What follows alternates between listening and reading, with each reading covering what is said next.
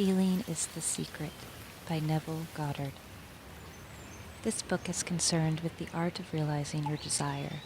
It gives you an account of the mechanism used in the production of the visible world. It is a small book, but not slight. There is a treasure in it, a clearly defined road to the realization of your dreams. Were it possible to carry conviction to another by means of reasoned arguments and detailed instances, this book would be many times its size. It is seldom possible, however, to do so by means of written statements or arguments, since to suspended judgment it always seems plausible to say that the author was dishonest or deluded, and therefore his evidence was tainted. Consequently, I have purposely omitted all arguments and testimonials and simply challenged the open-minded reader to practice the law of consciousness as revealed in this book. Personal success would prove far more convincing than all the books that could be written on the subject. Chapter 1. Law and its Operation. The world and all within it is man's conditioned consciousness objectified. Consciousness is the cause as well as the substance of the entire world. So it is to consciousness that we must turn if we would discover the secret of creation. Knowledge of the law of consciousness and the method of operating this law will enable you to accomplish all you desire in life. Armed with a working knowledge of this law, you can build and maintain an ideal world. Consciousness is the one and only reality, not figuratively, but actually. This reality may, for the sake of clarity, be likened unto a stream which is divided into two parts, the conscious and the subconscious. In order to intelligently operate the law of consciousness, it is necessary to understand the relationship between the conscious and the subconscious. The conscious is personal and selective. The subconscious is impersonal and non-selective. The conscious is the realm of effect, and the subconscious is the realm of cause. These two aspects are the male and female divisions of consciousness.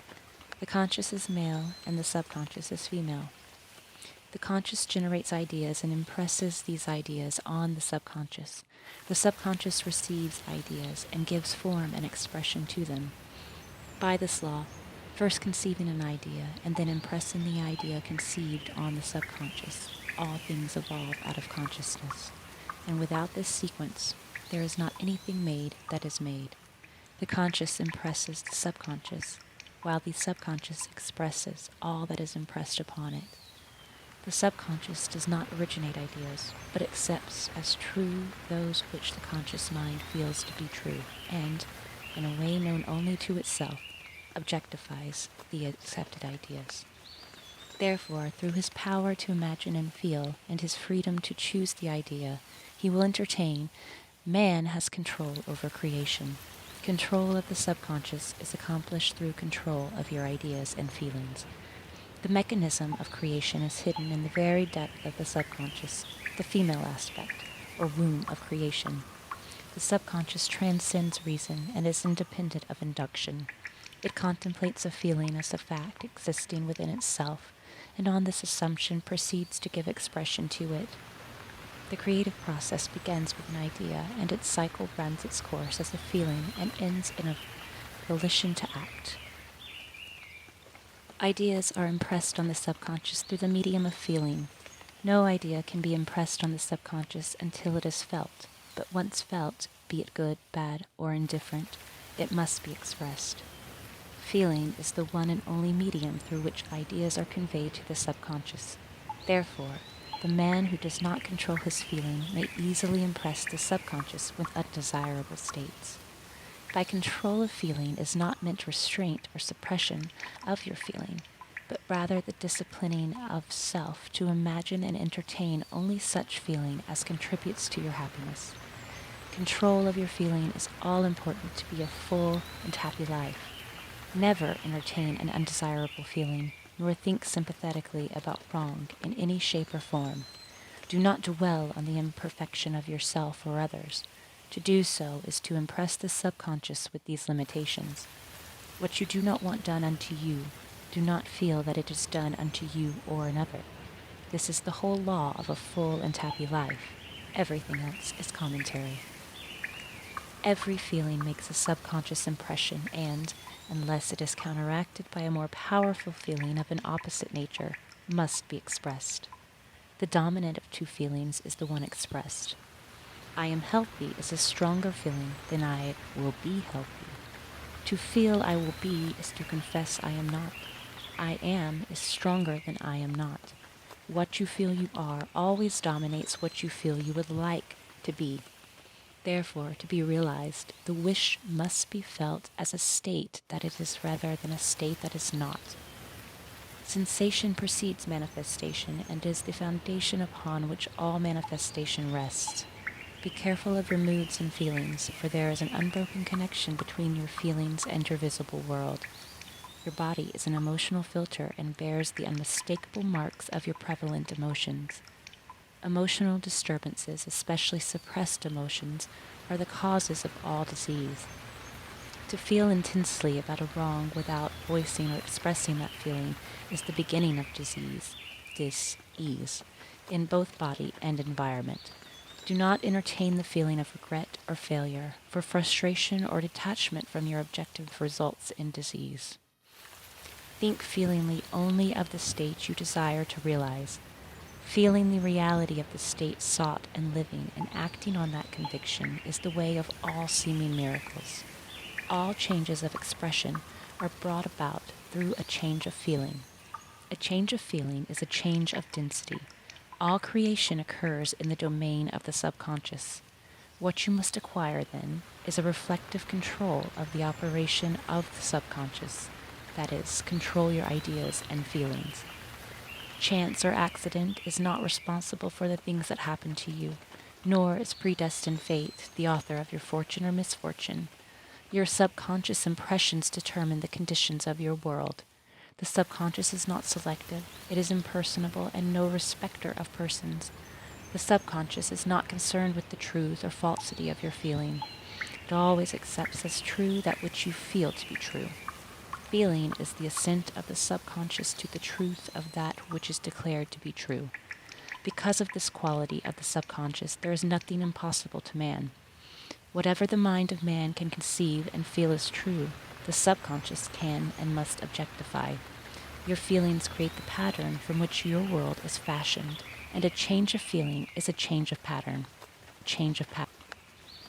The subconscious never fails to express that which has been impressed upon it. The moment it receives an impression, it begins to work out the ways of its expression. It accepts the feeling impressed upon it, your feeling, as a fact existing within itself, and immediately sets about to produce in the outer or objective world the exact likeness of that feeling. The subconscious never alters the accepted beliefs of man. It outpictures them to the last detail, whether or not they are beneficial. To impress the subconscious with the desirable state, you must assume the feeling that would be yours had you already realized your wish. In defining your objective, you must be concerned only with the objective itself. The manner of expression or the difficulties involved are not to be considered by you. To think feelingly on any state impresses it on the subconscious. Therefore, if you dwell on difficulties, barriers, or delay, the subconscious, by its very non-selective nature, accepts the feeling of difficulties and obstacles as your request, and proceeds to produce them in your outer world. The subconscious is the womb of creation. It receives the idea unto itself through the feelings of man. It never changes the idea received, but always gives it form. Hence, the subconscious outpictures the idea in the image and likeness of the feeling received. To feel a state as hopeless or impossible is to impress the subconscious with the idea of failure. Although the subconscious faithfully serves man, it must not be inferred that the relation is that of a servant to a master, as was anciently conceived. The ancient prophets called it the slave and servant of man. St. Paul personified it as a woman and said, "The woman should be subject to man in everything." The subconscious does not serve man and faithfully gives form to his feelings. However, the subconscious has a distinct distaste for compulsion and responds to persuasion rather than to command. Consequently, it resembles the beloved wife more than the servant. The husband is head of the wife, Ephesians 5. It may not be true of man and woman in their earthly relationship, but it is true of the conscious and subconscious, or the male and female aspects of consciousness. The mystery to which Paul referred when he wrote, "This is a great mystery. He that loveth his wife loveth himself," and they two shall be one flesh, is simply the mystery of consciousness. Consciousness is really one and undivided, but for creation's sake, it appears to be divided into two. The conscious objective, or male aspect, truly is the head and dominates the subconscious, subjective, or female aspect. However, this leadership is not that of the tyrant, but of the lover. So, by assuming the feeling that would be yours were you already in possession of your objective, the subconscious is moved to build the exact likeness of your assumption. Your desires are not subconsciously accepted until you assume the feeling of their reality, for only through feeling is an idea subconsciously accepted, and only through the subconscious acceptance it is ever expressed. It is easier to ascribe your feelings to events in the world than to admit that the conditions of the world reflect your feeling. However, it is eternally true that the outside mirrors the inside, as within, so without. A man can receive nothing unless it is given to him from heaven, and the kingdom of heaven is within you. Nothing comes from without. All things come from within, from the subconscious. It is impossible for you to see other than the contents of your consciousness. Your world in its every detail is your consciousness objectified. Objective states bear witness of subconscious impressions. A change of impression results in a change of expression. The subconscious accepts as true that which you feel is true, and because creation is the result of subconscious impressions, you, by your feeling, determine creation. You are already that which you want to be, and your refusal to believe this is the only reason you do not see it. To seek on the outside for that which you do not feel, The subconscious accepts as true that which you feel is true, and because creation is the result of subconscious impressions, you, by your feeling, determine creation. You are already that which you want to be, and your refusal to believe this is the only reason you do not see it. To seek on the outside for that which you do not feel you are is to seek in vain, for we never find that which we want. We find only that which we are. In short, you express and have only that which you are conscious of being or possessing. To him that hath, it is given.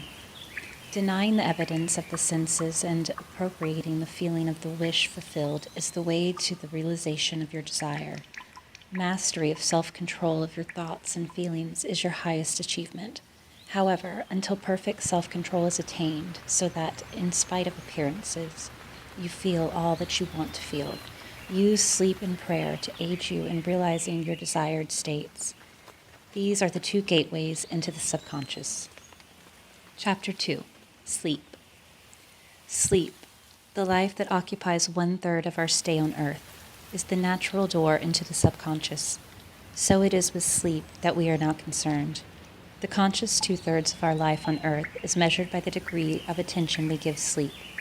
Our understanding of and delight in what sleep has to bestow will cause us night after night to set out for it as though we were keeping an appointment with a lover.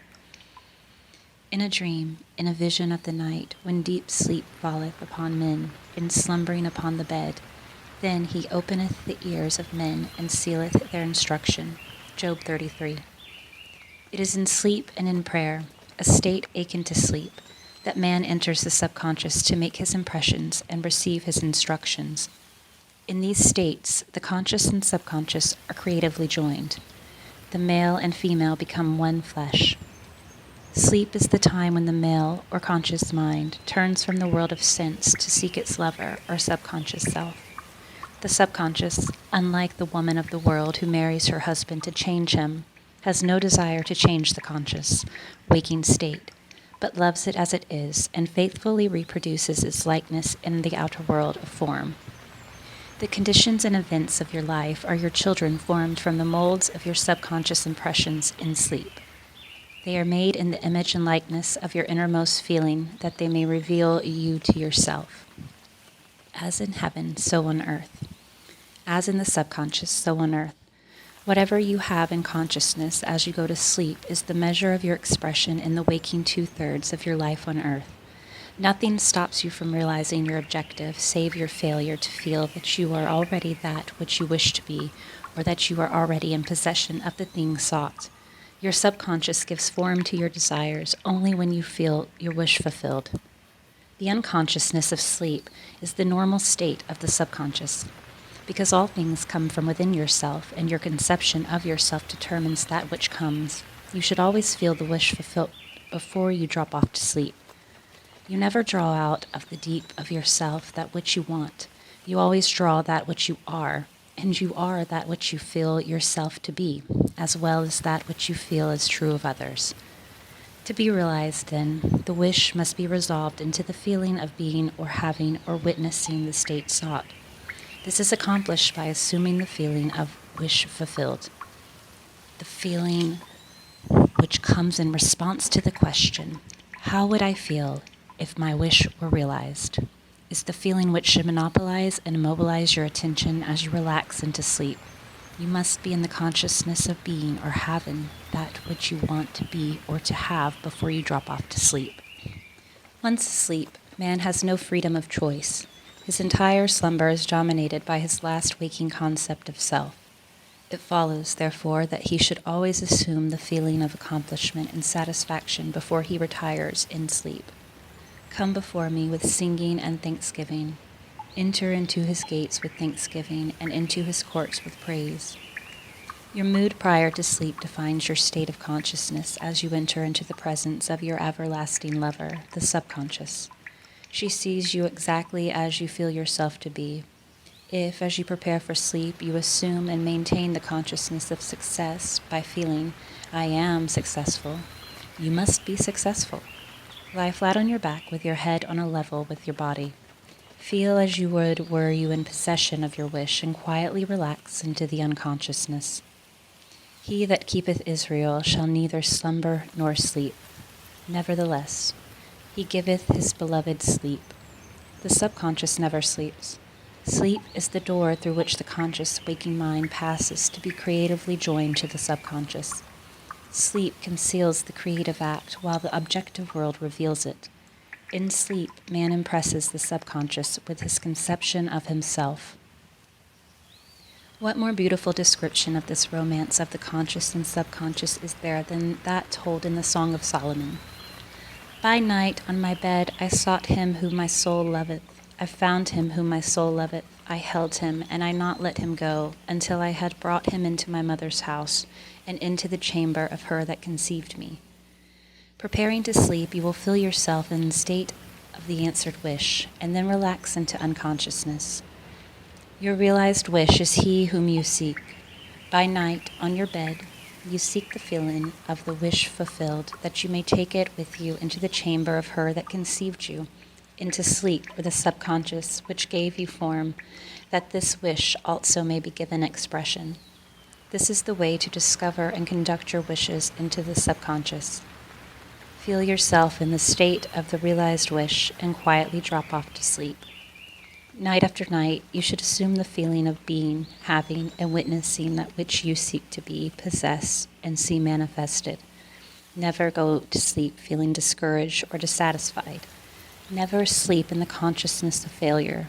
Your subconscious, whose natural state is sleep, sees you as you believe yourself to be, and whether it be good, bad, or indifferent, the subconscious will faithfully embody your belief.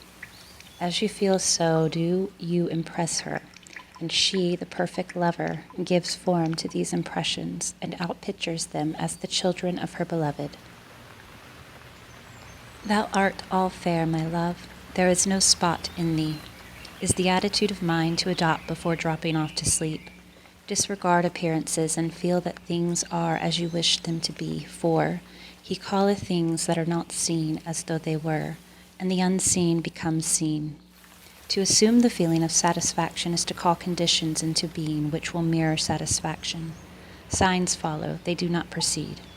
Proof that you are will follow the consciousness that you are. It will not precede it.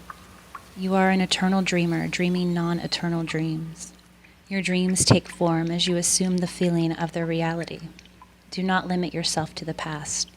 Knowing that nothing is impossible to consciousness, begin to imagine states beyond the experiences of the past. Whatever the mind of man can imagine, man can realize.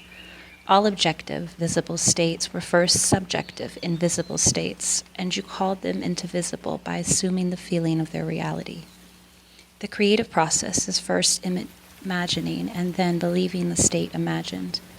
Always imagine and expect the best. The world cannot change until you change your conception of it, as within, so without. Nations, as well as people, are only what you believe them to be, no matter what the problem is, no matter where it is, no matter whom it concerns. You have no one to change but yourself, and you have neither opponent nor helper in bringing about the change within yourself. You have nothing to do but convince yourself of the truth of that which you desire to see manifested. As soon as you succeed in convincing yourself of the reality of the state sought, results follow to confirm your fixed belief. You never suggest to another state which you desire to see him express. Instead, you convince yourself that he is already that which you desire him to be. Realization of your wish is accomplished by assuming the feeling of the wish fulfilled. You cannot fail unless you fail to convince yourself of the reality of your wish. A change of belief is confirmed by a change of expression. Every night as you drop off to sleep, feel satisfied and spotless. For your subjective lover always forms the objective world in the image and likeness of your conception of it, the conception defined by your feeling. The waking 2/3 of your life on earth ever corroborates or bears witness to your subconscious impressions. The actions and events of the day are effects, they are not causes. Free will is only freedom of choice. Choose ye this day whom ye shall serve is your freedom to choose the kind of mood you assume, but the expression of the mood is the secret of the subconscious. The subconscious receives impressions only through the feelings of man and, in a way known only to itself, gives these impressions form and expression. The actions of man are determined by his subconscious impressions. His illusion of free will, his belief in freedom of action, is but ignorance of the causes which make him act. He thinks himself free because he has forgotten the link between himself and the event. Man awake is under compulsion to express his subconscious impressions. If in the past he unwisely impressed himself, then let him begin to change his thought and feeling, for only as he does so will he change his world. Do not waste one moment in regret, for to think feelingly of the mistakes of the past is to reinfect yourself. Let the dead bury the dead. Turn from appearances and assume the feeling that would be yours were you already the one you wish to be. Feeling a state produces that state. The part you play on the world stage is determined by your conception of yourself. By feeling your wish fulfilled and quietly relaxing into sleep, you cast yourself in a star role to be played on earth tomorrow, and while asleep, you are rehearsed and instructed in your part. The acceptance of the end automatically wills the meaning of realization. The acceptance of the end automatically wills the means of realization. Make no mistake about this. If, as you prepare for sleep, you do not consciously feel yourself into the state of the answered wish, then you will take with you into the chamber of her who conceived you the sum total of the reactions and feelings of the waking day. And while asleep, you will be instructed in the manner in which they will be expressed tomorrow. You will rise believing that you are a free agent, not realizing that every action and event of the day is predetermined by your concept of self as you fell asleep. Your only freedom, then, is your freedom of reaction. You are free to choose how you feel and react to the day's drama, but the drama, the actions, events, and circumstances of the day have already been determined. Unless you consciously and purposely define the attitude of mind with which you go to sleep, you unconsciously go to sleep in the composite attitude of mind made up of all feelings and reactions of the day. Every reaction makes a subconscious impression and, unless counteracted by an opposite and more dominant feeling, is the cause of future action. Ideas enveloped in feeling are creative actions. Use your divine right wisely. Through your ability to think and feel, you have dominion over all creation. While you are awake, you are a gardener selecting seed for your garden, but, except a corn of wheat fall into the ground and die, it abideth alone, but if it die, it bringeth forth much fruit.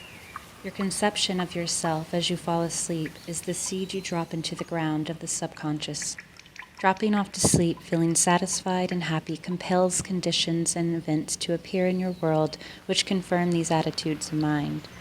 Sleep is the door into heaven. What you take in as a feeling, you bring out as a condition, action, or object in space. So sleep in the feeling of the wish fulfilled, as in consciousness, so on earth. Chapter 3. Prayer. Prayer, like sleep, is also an entrance into the subconscious. When you pray, enter your closet, and when you have shut your door, pray to your Father which is in secret, and your Father which is in secret shall reward you openly. Prayer is an illusion of sleep, which diminishes the impression of the outer world and renders the mind more receptive to suggestion from within. The mind in prayer is a state of relaxation and receptivity akin to the feeling attained just before dropping off to sleep. Prayer is not so much what you ask for as how you prepare for its reception. Whatsoever things you desire when you pray, believe that you have received them, and you shall have them. The only condition required is that you believe that your prayers are already realized. Your prayer must be answered if you assume the feeling that would be yours were you already in possession of your objective. The moment you accept the wish as an accomplished fact, the subconscious finds means for its realization.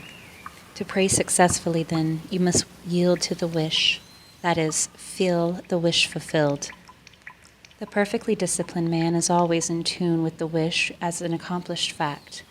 He knows that consciousness is the one and only reality, that ideas and feelings are facts of consciousness and are as real as objects in space. Therefore, he never entertains a feeling which does not contribute to his happiness, for feelings are the causes of the actions and circumstances of his life. On the other hand, the undisciplined man finds it difficult to believe that which is denied by the senses, and usually accepts or rejects solely on appearances of the senses. Because of this tendency to rely on the evidence of the senses, it is necessary to shut them out before starting to pray, before attempting to feel that which they deny. Whenever you are in this state of mind, I should like to, but I cannot, the harder you try, the less you are able to yield to the wish. You never attract that which what you want, but always attract that which you are conscious of being. Prayer is the art of assuming the feeling of being and having that which you want. When the senses confirm the absence of your wish, all conscious effort to counteract the suggestion is futile and tends to intensify the suggestion. Prayer is the art of yielding to the wish and not the forcing of the wish. Whenever your feeling is in conflict with your wish, feeling will be the victor. The dominant feeling invariably expresses itself.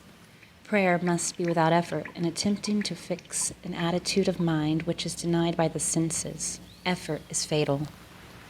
To yield successfully to the wish as an accomplished fact, you must create a passive state, a kind of reverie or meditative reflection similar to the feeling which precedes sleep.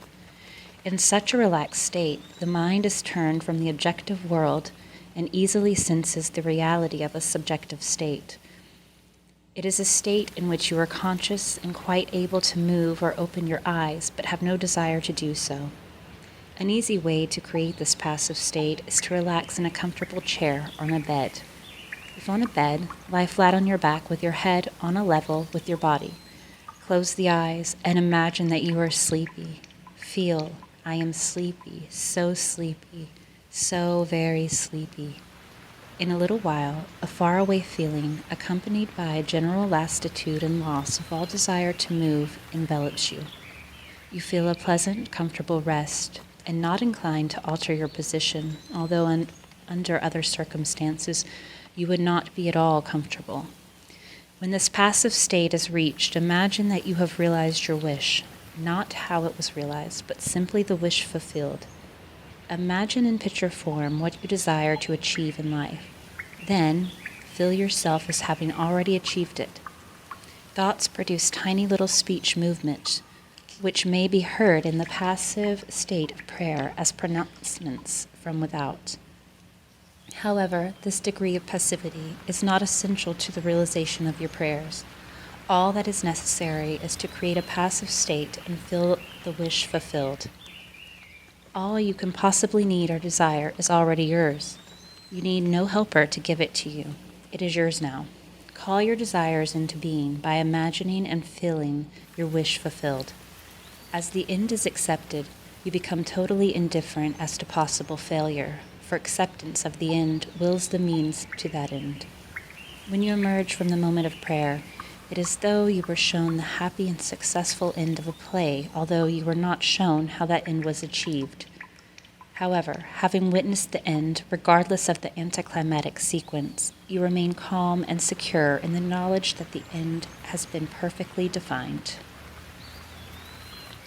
Chapter 4. Spirit, Feeling. Not by might nor my power, but by my Spirit, saith the Lord of hosts.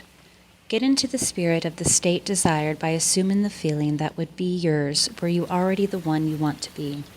As you capture the feeling of the state sought, you are relieved of all effort to make it so, for it is already so.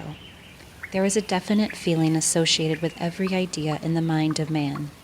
Capture the feeling associated with your realized wish by assuming the feeling that would be yours were you already in possession of the thing you desire, and your wish will objectify itself.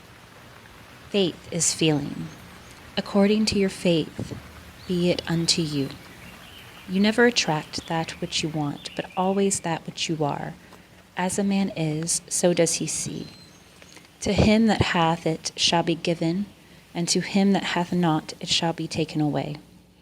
That which you feel yourself to be, you are, and you are given that which you are. So assume the feeling that would be yours were you already in possession of your wish, and your wish must be realized. So God created man in his own image. In the image of God created he him. Let this mind be in you, which was also in Christ Jesus, who being in the form of God, thought it not robbery to be equal with God. You are that which you believe yourself to be. Instead of believing in God or Jesus, believe you are God, or you are Jesus. He that believeth on me, the works that I do shall he do also, should be. He that believes as I believe, the works that I do shall he do also. Jesus found it not strange to do the works of God, because he believed himself to be God. I and my Father are one. It is natural to do the works of the one you believe yourself to be. So live in the feeling of being the one you want to be, and that you shall be. When a man believes in the value of the advice given him and applies it, he establishes within himself the reality of success.